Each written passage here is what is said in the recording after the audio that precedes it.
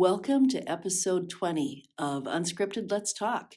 I am here today with Joan Zych, who is from Tallgrass. She is the admissions manager and volunteer coordinator at Tallgrass, along with someone who just kind of does pretty much whatever's needed out at Tallgrass, which is a wonderful treatment center here in the Sioux Falls area.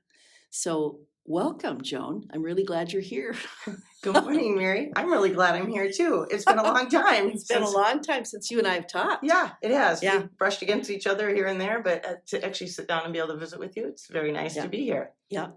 And today we're going to talk about addiction. And this will be a 2-episode at least. And we might go further. I'm not sure how this will all go, of course. But we're going to start with addiction and describe what it is. And maybe a little bit about what it isn't. But I think we'll mostly focus on what it is. So, Joan, tell me about yourself and tell me about what brought you into the field of addiction and Sure. working and doing what you do. Sure. Well, I kind of feel like I'm going to give you the little biography then. We only have so much time. So like I said, my name is Joan Zych, and I was raised in Sioux Falls, except for a short period of time when I lived out in Rapid City as a child. But I was raised here. I'm from a very large family. There's 7 children of a very Catholic, very Catholic family. Very Catholic Yep, family. and that's kind of important down the road. But Okay. so we'll just put that in there now. I'm a mom. I have 4 children. Their ages are between 25 and 11, and they're like every 4 years I had a child. Mhm. I spaced them out, and which is also kind of weird, but it just is the way it happens. I have 3 daughters and a son. Mhm. My son, who is now 11, was born in my sobriety. I'm a person Oh. in long-term recovery. As of tomorrow, which today is the 18th of December, Mhm. tomorrow, which is the 19th, will be my 14th birthday, my 14th anniversary, or however you call it. I call it my birthday. So That's beautiful. yeah, everybody gets a birthday, right? Like Yeah. we're all born, we get a birthday, and those are great, and some people celebrate them, and some people don't. And then there's Hmm. those of us who get an extra birthday. Mhm. And that is the one that I do celebrate for Mhm. sure. Not in the usual sense usually, but I do Mhm. celebrate it. So tomorrow I will be 14 years Mhm. old. I'll bet you do kind of a review on that day, thinking back over the 14 years and how you put your life together now, Absolutely. and what brought you to your recovery, all of that. I mean, that's beautiful. Okay. It is beautiful. I mean, it's beautiful, and it can be aggravating at times, but I mean, it is what it is. It's life, Mhm. right? Right. So I've been in long-term recovery since December 19th, 2007, when I walked into the doors of the county detox, which is not the link. The link, for those of you who are not familiar with, is a fabulous place here in Sioux Falls that we just opened. It's like a triage detox center.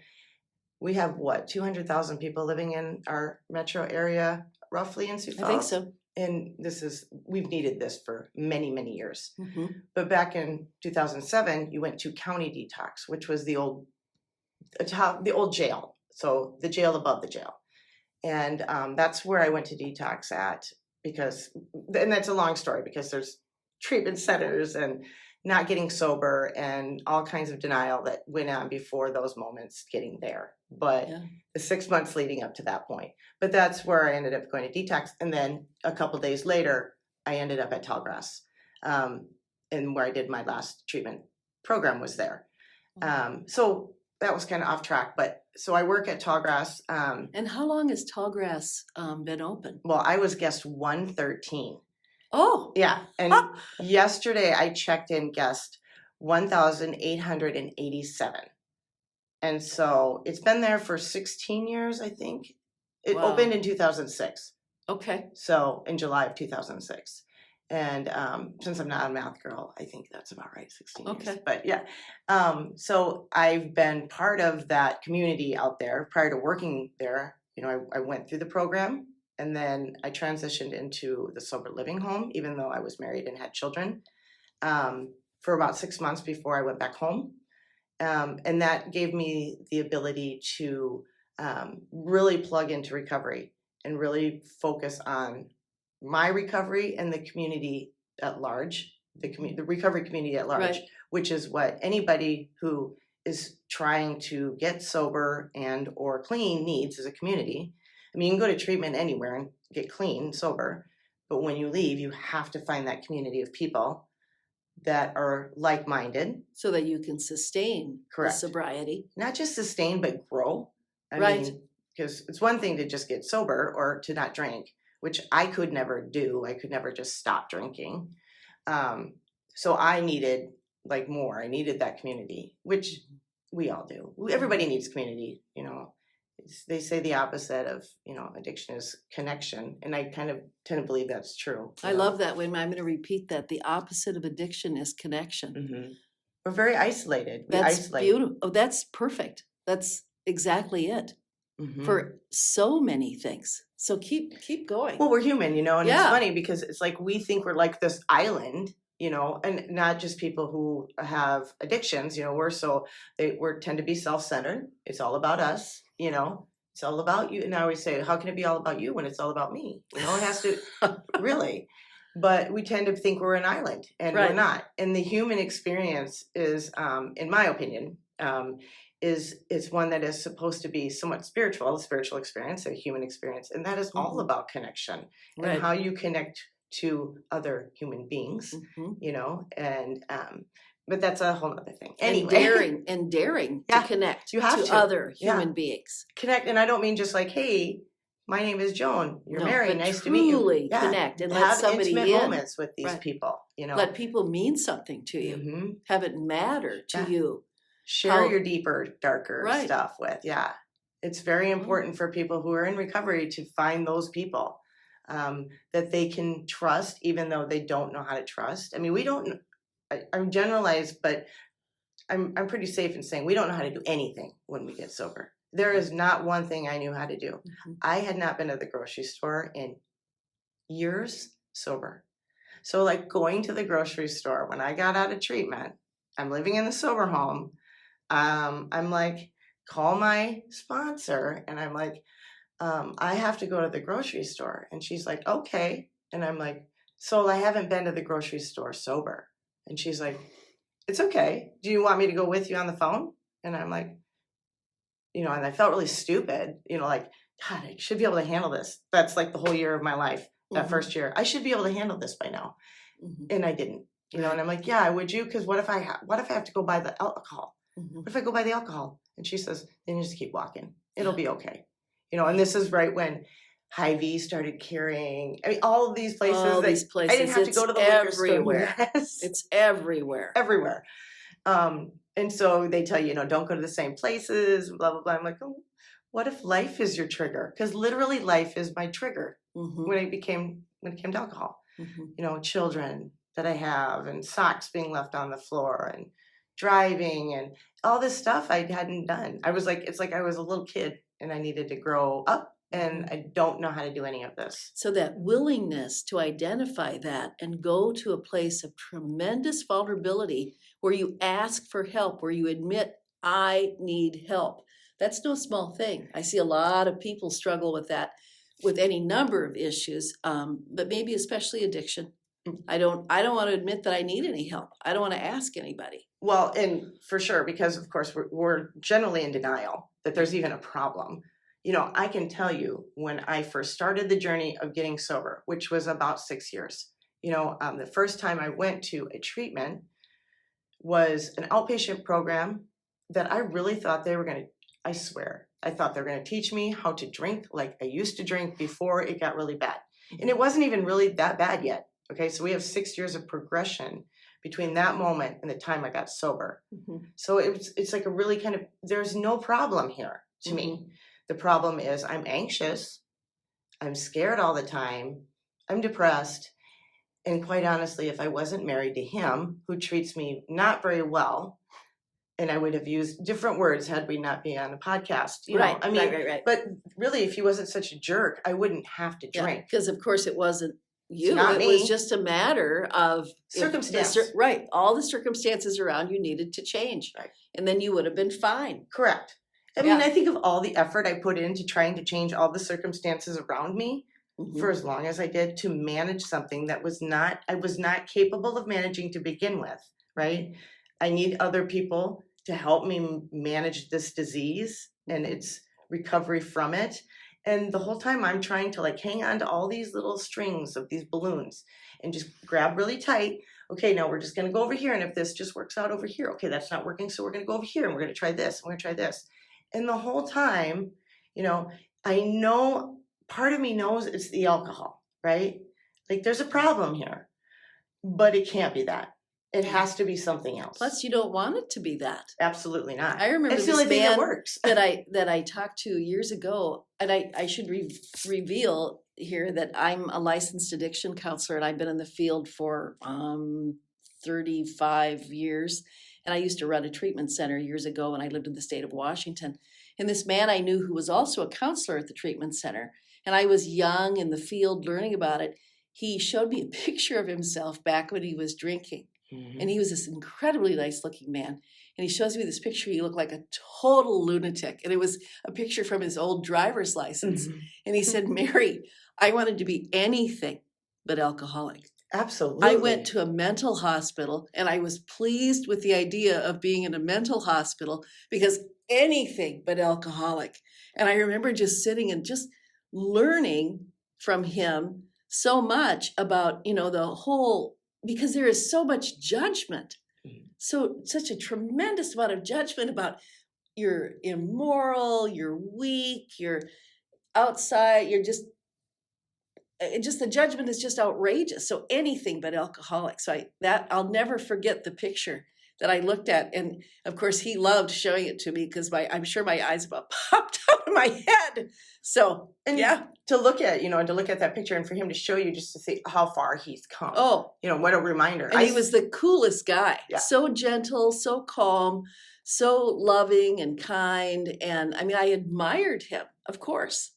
And in that moment, I think what I knew, Joan, was that the reason I loved working with addiction is that people who choose to get well have been to the edge and looked over and had to make a decision to be a good person. They had to make a decision to live. They had to make a decision to have integrity. Most people just scoot along in their lives, and I find that much more interesting, stimulating, satisfying to have a conversation with somebody who has to make a decision that I'm going to live, and I'm going to live with integrity. And so that's what won me over in terms of when I jumped ship from mental health and went into the field of addiction. I thought, I love these people. And this is the most hopeful diagnosis in the whole DSM, because every single one of you can get well. Absolutely. Yeah. Well, already we are so far into this, Joan. Who are you? Let's crack that bag open. Okay, here we go. Mary. So, all right. So we've already referenced it a little bit, but in your thoughts, how would you describe addiction? What is addiction, Joan? In my own experience and in my thought, I would say addiction is, it's kind of like, you're a separation from everything around you, because it's not about the drugs, and it's not about the alcohol, and it's not about the gambling, it's not about the sex, it's not about the food, it's not about any of that stuff. It's all of that stuff is my solution to the problem, and the problem is my head or me, right? There's a whole lot of things that happened while I was growing up that caused or gave me a greater chance of becoming a person who would use alcohol to numb out and to live. Used alcohol to live. I used alcohol to live because that's the only way I could live. In ways, alcohol saved my life, for a long time.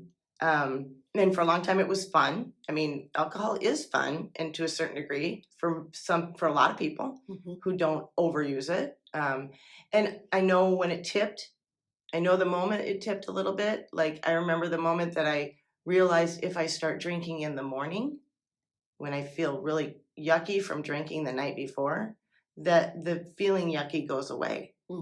And that was the moment that I started becoming the 24/7 drinker as opposed to just the daily drinker. Addiction to me is that separation, not only from your community and from each other, but from your own self.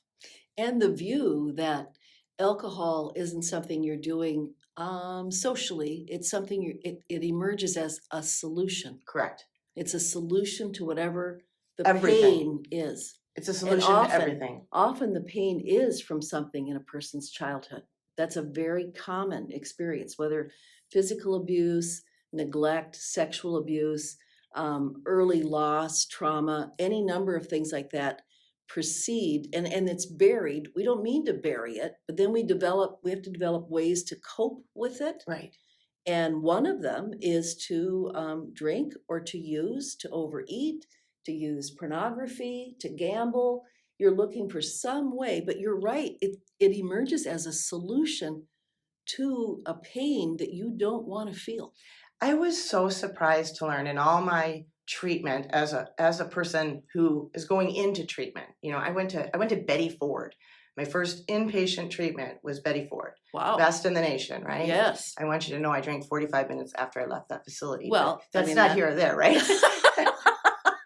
That's part of the magic bag. And that doesn't mean that Betty Ford doesn't work or Wasn't that a treatment waste. doesn't work. Was not a I mean, waste. because you take many runs at this because getting to a place of it's because it's a transformation. Right. It's not just a behavior where you're going to stop drinking. Oh, you have to transform how you see yourself and how you see the world. Because it's a disease of perception. Yes. It's in your brain, but your brain's lying to you, Yeah. right? But it's a whole disease of perception where the way you view the world is not the way the world is, okay? But it's your only perception. Your perception is your perception, right? And so your view of the world is different. And everybody's view of the world is different anyway, perception-wise, right? But for us, I'd say we don't know the difference between the true and the false. We just don't. What I explain to young therapists who are going to work with addiction, but the thing is, all therapists work with addiction. So I encourage all the mental health people out there, go learn about addiction, because it is walking into your office and taking a seat. But what I explain is that an addict is not lying to you, which is why you won't pick it up in your gut when you talk to them. Your gut will say, oh no, they're telling me the truth. They're living a lie. Right. They believe the lie. They're Yep. telling you truly what they believe. And so you can't go by your gut in terms of whether or not they're lying to you. And this trips up so many therapists where I have people come in and they'll say, well, we went to this other person and my husband was drinking up a storm and the therapist just didn't believe me and believed what he was saying. And I'm thinking it's because they're going with their gut. You have to go with the evidence. Right. You have to go with the evidence. And we'll deny that evidence to our grave. Of course. No, you guys got that all wrong. You guys got that all wrong. So, all right.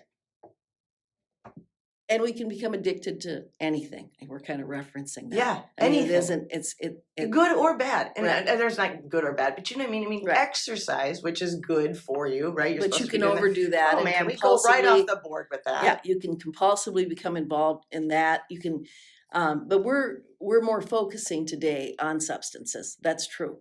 But just for the record, yeah, you can become addicted to anything. Because it's who we are. I mean, that's not all who you are, but that is who we are. Our perception of the world is different. And so anything can become an addiction for us. Right. Because if it feels good, we want more. Right. If 2 is what we're supposed to take, 4 is going to be better. I still almost 14 years into this, still chuckle at myself when I take Tylenol, right? 2 is the maximum amount you're supposed to take because you don't want to hurt your liver. I mean, Right. I've done enough to my liver, so I'm trying to keep it, okay. And still automatically my brain says I can take 3 because it'll work faster and it'll be better. That'd be And I'm like, better. that's- That little voice just talking to you. That's not true. Yeah. It's not true. Because there's a pathway in your brain, Joan, that says this is the solution to what's troubling you. Yes. This is the solution to pain. Mm-hmm. So, I mean, people develop, whether overeating, bulimia, anorexia, all is solutions to their pain. And it's all the same part of the brain. And it's all that same thing. And making friends with that part of you instead of saying, I have to get rid of part of me. No, you need to understand it, have a good conversation with that part of yourself. And then hopefully work with that part enough that it will step aside and allow you to get to whatever you need to so that you can be more of a whole person and integrate into who you're really supposed to be. So if we talk about substances, what's the substance that's most abused? What's number one, Joan? I think the world, and number one would probably, to me, nicotine is the gateway drug. I mean, cigarettes is the gateway drug. And I know there's more, they wrapped, you have to be 21, all of these things. But to me, that's the first one. Because people who have never smoked or who, it's the same thing with alcohol. If you've never used cigarettes, you either like smoking or it's just the most nasty thing to you, right? Yeah, there's not really in between. I'm going to ask you now, did you ever smoke? Oh, I smoked years and years ago. That's what I thought. I thought you were a smoker. So you know what I'm talking about. I quit about 35 years ago. In 2014, after I was 6 years sober, is when I quit. Okay? I've not smoked a cigarette since then. I smoked tobacco one time in ceremony, but other than that, and I about died. I can't even stand the smell of cigarettes now, right? But back then, at 11 years old, when I had my first cigarette, which is also the first time I drank outside of the church, that cigarette had more of an impact on my life than the alcohol did. It felt so good the first time I smoked. Yes. And my mother smoked like a chimney. So I had breathed in so much secondhand smoke. I didn't cough. I didn't anything. Right. I took a drag on that cigarette and it was just fine. Your mom probably smoked when she was pregnant with you, right? Oh, of course. Because, I had been breathing in smoke.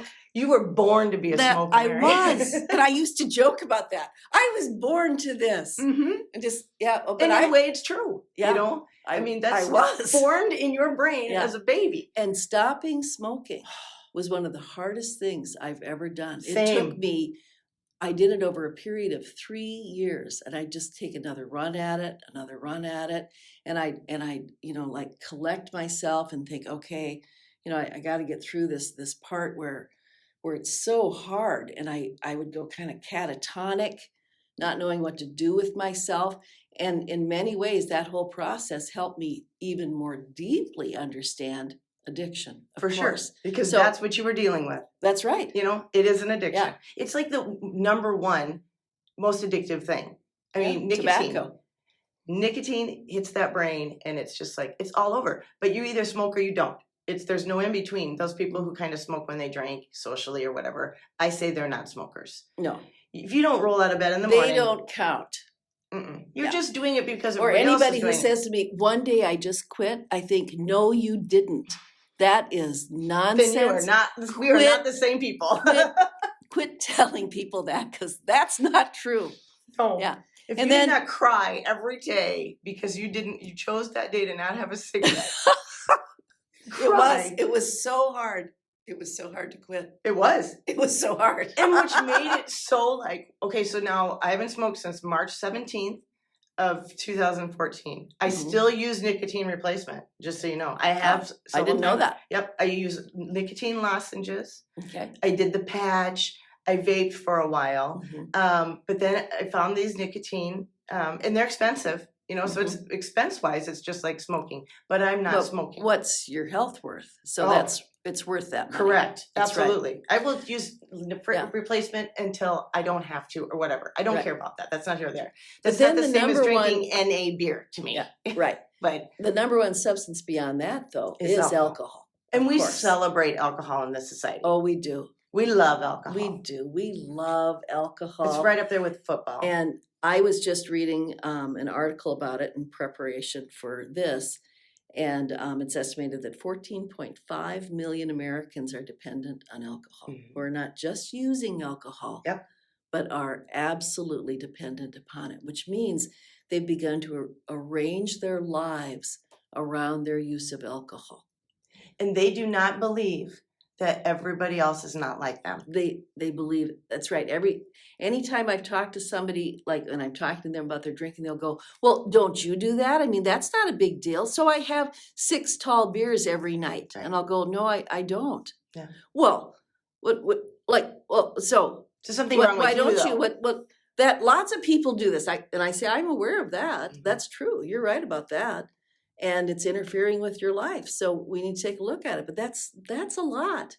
Or That is a lot. a guy who said, I just like to drink. And so what if I sit in my basement and I drink, a 12-pack or more every night? I like the taste of beer, to which, of course, the common addiction counselor response to that is, well, do you like lemonade? And they go, well, yeah, I like lemonade. Do you sit in the basement and drink pitcher after pitcher of lemonade? And they look at And you they like you're go, crazy. well, no. And I go, yeah, I think there's a difference here. I don't think it's just the taste Right. of beer. And There's a little more to it. I always tell people too, like, because I work with people obviously who are trying to decide whether or not they need treatment, right? Yeah. I always say you don't find me by accident. Nobody has found me by accident. It's like going into a 12-step meeting. Nobody got here by accident.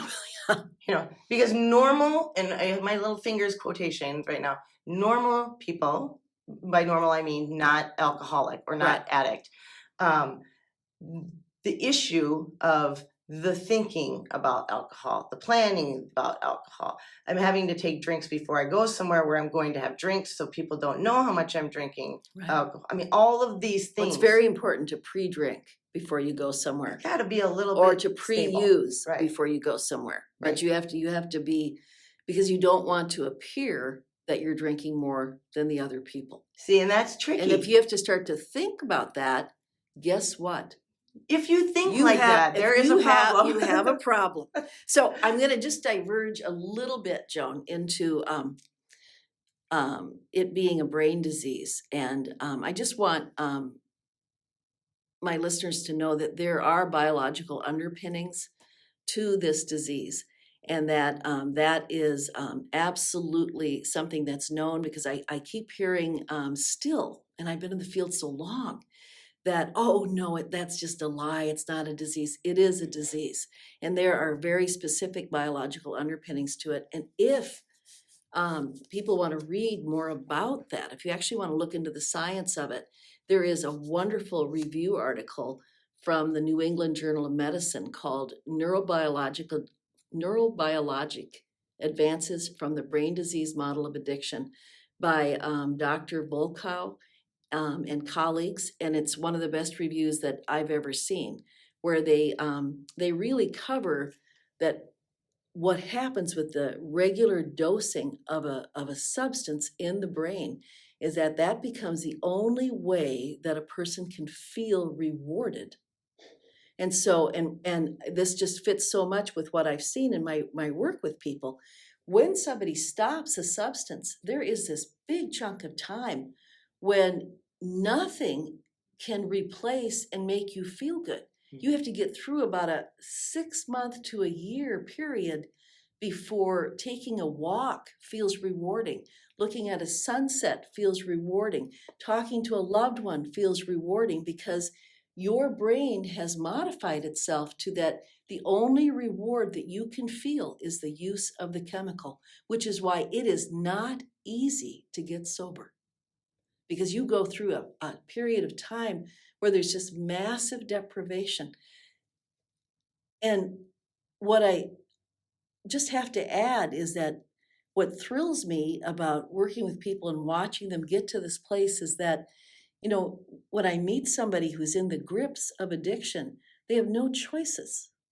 Their choices have been taken from them. And to get through that really hard part and have it begin to return where, you enjoy a sunset, you enjoy a walk, you enjoy these things that, your brain comes back. It's like freeing people from a prison would be how I experience it when I work with people. I just watch them, and it's almost like they're saying, well, hi, Mary. And I'll go, yeah, it's nice to meet you. Really nice to meet you. It's beautiful. Yeah, welcome. Welcome back, or welcome. Sometimes they've been drinking so long, and then, now we can take a look at finding our way towards resolving the pain that you carry and unburdening those parts of you that carry that. So it's just, but there is absolute science behind this, and that's what I want people to know. And so take a look at that article if you'd like to read about some of the neurobiological stuff. So you have already referenced some of the symptoms, many of the symptoms. How do we know if somebody has this disease and you're touching on it? You know, the hallmark, of course, being that it goes out of control. I mean, the person, says, well, I'm not going to drink more than blah, blah, but then they do. Mhm. And they double down again. Mhm. I'm not going to drink more than, and then they do again. And it's that little, that's one that I look for. What other symptoms do you want to like lift up? The here, Joan? managing of something that is unmanageable. You know what I mean? Yeah. And for me, and when I talk to people, whether it's on the phone or in person or whatever, it's like when you've reached the point where that we, as the person who has the disease now, okay, it's starting to we're becoming aware that there's a problem, right? And it's not just all these other things that we thought it could be. Symptoms would be, like you said, we've tried to manage something that is unmanageable for us. For whatever reason, our brains can no longer, we can't process it, our body can't process it any longer. It was, I need to eat more before I drink. I need to not eat this before I drink. I need to not drink hard liquor. I need to drink only this. I'm only going to drink on weekends. Mm-hmm. I'm only going to. These are the lines in the sand. Right. All these rules. There's a lot of rules. And when I take somebody through this process, when I'm talking to them, I'll go, okay, well, let's come up with the rules that you want to live with. And they kind of know that where I'm headed, but I go, well, let's do it. And we firmly believe we're going to be able to stick to that, Mary. Right. Let's make the rules Yeah. and let's see how it goes. Yeah. And of course, it doesn't go well. No. Never does. It never goes well. Never goes well. No. Yeah. And I remember being surprised by that. Mm-hmm. Every time being surprised because I could maybe hold it together for a little short period of time. And you wanted to. Oh, yes. That's something I want to emphasize for everybody listening. Oh, you want to. It's not a matter of that you're evil or twisted or sinister or trying to, you want to. And I don't care if And it's you can't. alcohol or meth or opioids Yeah. or cocaine or weed or whatever it is. You really, really want to You really be do. able to rein this in, to control it. And it's beyond that. You have probably years before we've sat down and started having the conversation about rules, it has gone beyond that. Okay. Yeah. Getting sick in the morning, that was a big one for me. Having heaving every morning until I was just going to have the one. I really just need to have the one. And it's funny because I wouldn't say I have to have that one shot of vodka. I wouldn't say that. I'm just like, it was so automatic. Mm-hmm. I'd have to get it and then I would be okay. But I wasn't going to have any more. I was going to just have that one and then move on with the rest of my day. But one is impossible. Right. One anytime is impossible. Even now, if I were to have one, it would set the training back into motion, right? I know that now, but then I didn't know that. Right. I didn't know that leaving my first treatment either, when I went to Betty Ford. And I'm sure they told me one is not an option for you anymore. Yeah. You can't have one. But they also knew that I was probably going to have one. Well, and that you have to go find that out. Yeah. You really in fact, do. One of the things that we used to say to people in the treatment center I worked in, because we had a lot of court-referred people who were resistant, and they would say, you can't stop me. When I'm done with this, you can't stop me. And I'd say, well, I can't stop you, but I can wreck it for you. Yeah. You're not going to be able to pretend as much. Right. Because you're going to be able to see, I'm going to awaken a part of your brain where you can see what it is you're doing.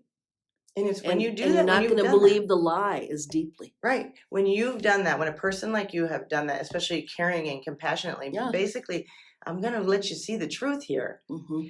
And there's no amount of drinking or that substance that shuts that off. It is always there. It's always there. So putting that voice in there is a crucial piece. Yeah. Okay, well, let's see how that goes. Let's see if you can. Mm-hmm. And you needed to take another run at it. as a human being, Joan, I have to go find things out. I mean, I don't, addicts aren't the only ones who have to do this.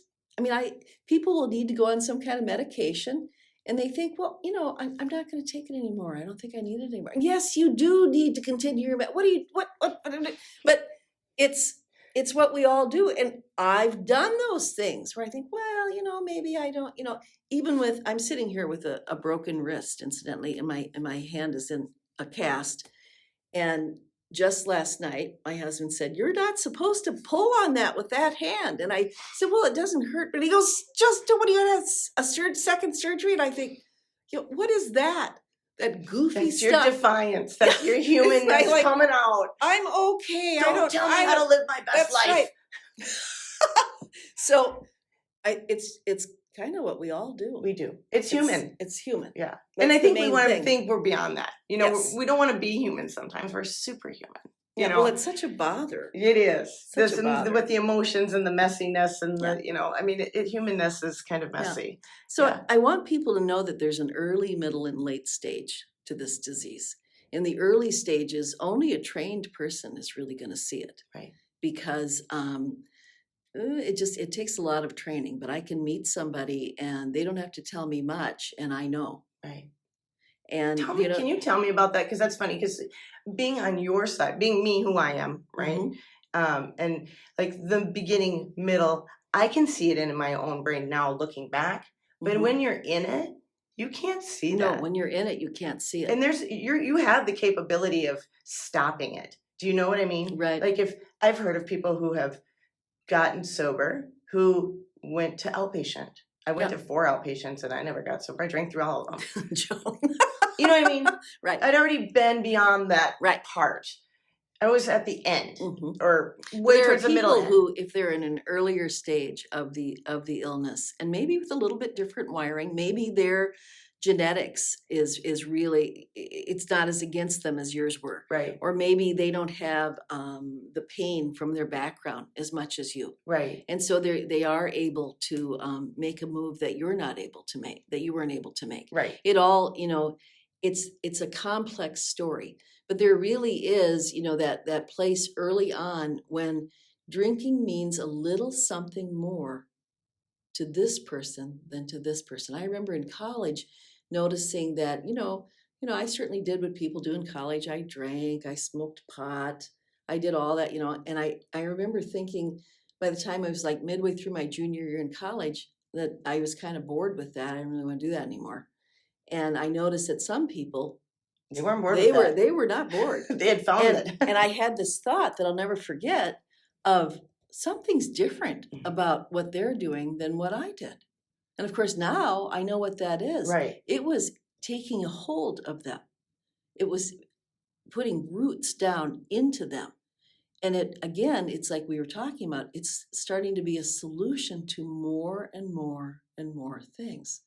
Not a problem. Right. I'll just take a drink. Not a problem. I'll just smoke some pot. Not a problem. Not a problem. Not a problem.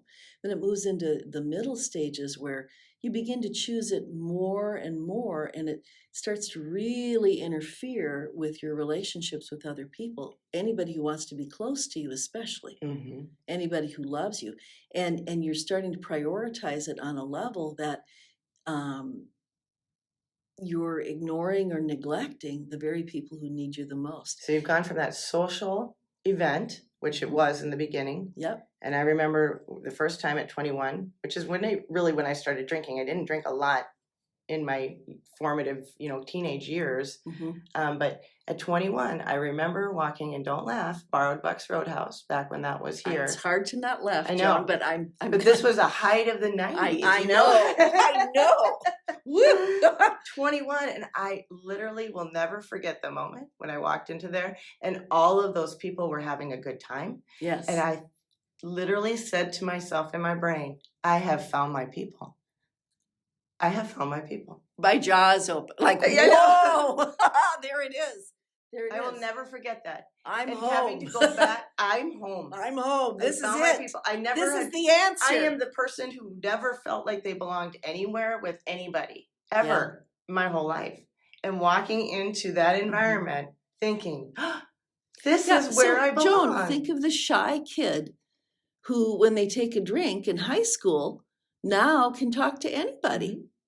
I mean, it's a solution. Yeah. Now, if it starts to take a hold and starts to become a solution to a few more things, you can see the roots it's going to put down in the brain itself and the pathways that are developing, which is again then fascinating to becomes, me. it is, isn't it?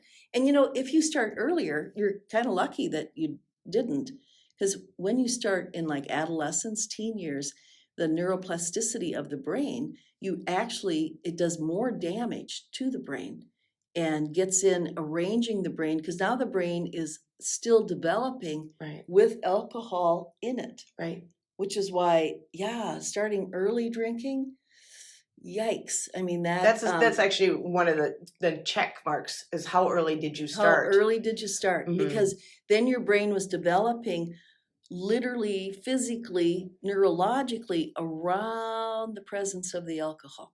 And it just gets a deep hold. So we hear about people who are functional alcoholics. Mhm. I always think that's hilarious. That's Mhm. really hilarious. It's like when I hear somebody say, "Well, I don't think they're alcoholic, they're just heavy drinkers." And I think, really, that's an interesting distinction. Right. Okay. But a functional alcoholic, what's your take on what that means? Well, I think for a while we are all functioning Functional. That's alcoholics, right, of because course. we in the middle place, before we've kind of burnt the whole house down, we are functioning Yeah. because we have to, Mhm. right? I mean, we live in society where you get up, you go to work, you take care of your kids, you do all the things, and we drink, Mhm. or we do drugs or whatever. And I tell people I've yet to meet anybody who does recreational meth. Yeah, no. I mean, so there are No, there are distinctions. some, and heroin you're not going to do recreationally. Right. There are some, But there you could possibly slip into, and heroin being painkiller, Yeah. opioids, which that's a whole nother gamut. But there Yeah. is distinctions between right. heavy illicit drug use and drinking, for sure. Right. Even though I tend to clump them all together, there are distinct Yes. differences. But the functioning part, I come home, I work hard, and I come home and I deserve to relax, and I deserve to have this beer, shot, whatever it is. And despite the fact that I have children and a spouse who maybe stayed home and took care of all the things while I was earning the money, I think of this man, I'm a functioning alcoholic, and which I think mostly means you haven't lost your job. correct. I mean, that seems Or to your me, spouse hasn't left you. well, your spouse hasn't Yet. left you. You haven't, yeah, you haven't lost your job, and your friends don't know. Or they know, and you've got a whole lot of enablers around right. you. Or they know, but they just think you're a great guy, and your wife is just kind of a nasty. He wouldn't have to drink that much if he wasn't married to her. Yeah, she's just naggy and nasty, spending all the money. Yeah, that's really the issue. Give me all the stereotypes. You very carefully convince them of that. So you're Absolutely. a functional alcoholic. Yeah, but you have to drink. Yeah, but you don't think that. Okay, so it's like No. to is not what you think. No, oh no, you get to. You get to, and you deserve it. You earned because it. You earned it. And it doesn't matter that you got up during the night and thought you were in the bathroom and you peed in the corner of the bedroom. Or you got up in the middle of the night. That could happen to anyone. Right. Right. That can happen to anyone. Right. Or you were screaming in a total blackout at your wife, who recorded it, and it is shocking for you to listen to it. And your kids, finally though, isn't it? When your kids say, "Dad, that was really mean, the things you were saying to Mom. You scared me." That might get through. And that's going to be our next episode, Joan. But now my understanding of a blackout is that the special metabolism of an alcoholic is that they can drink to a point of shutting down the memory centers of their brain, be walking around functioning, and not have any idea what they're doing. A social drinker would pass out, throw up, fall asleep. But when I hear somebody say, well, it's really good though, because they seem to be really able to handle their alcohol. They don't even seem drunk. I go, that is not a good thing. So that is was not good. That was a weird thing when I learned that everybody doesn't black out. Yeah. I swore, and I knew everybody else blacked out. Because I did. Yeah. And I was probably pretty, not in the beginning, I consistently I blacked out in the beginning, Mhm. and then, I might have just, what? Because you have And a little other people joke around and go, I don't even really remember. And so you think, oh, good, they don't either. Right. But the But that's not social the same drinker thing. is not talking about Nope. blackout, where That is a you lot of alcohol have you've no consumed. frickin' idea what you were doing. And it's embarrassing, Yeah. and it's scary because you wake up in the morning and you know that there are big chunks that are gone there. Mm-hmm. What happened? Mm-hmm. I will live like that every day. What happened? Because the last probably, except for periods of time when I was pregnant, 6 years of my drinking, when I was 24/7 vodka drinker, especially we'll concentrate it to the last 2 years. Mm-hmm. I did not have a sober breath. I was never sober, right? So the people who love me and around me never knew me sober. Right. If I met you on the street, you would think I was normal. I may be smelling a little bit, even though vodka wasn't supposed to make me smell. But you would not know that I wasn't. And I was probably not there. I was probably in a blackout because I was blacked out all the time. That's something I just want people to know. You don't know when you're talking to somebody and they're in a blackout. Right. You don't know. So that is really a It's scary. huge symptom of the illness. So, we're touching on how it affects a person's life and the lives of them around, of the people around them. And I think I'll end this episode with saying, so Joan, is there hope? Oh my gosh. So now I may cry, so I'm just gonna, yes, there is hope. There is so much hope. Yeah. And that's what we're going to be looking at in our next episode. So Joan will be joining me in episode 21, where we're going to talk about the hope and recovery and help that's available for addicts. And so, to my listeners, please remember to live your life with intention, purpose, and passion. Until next time.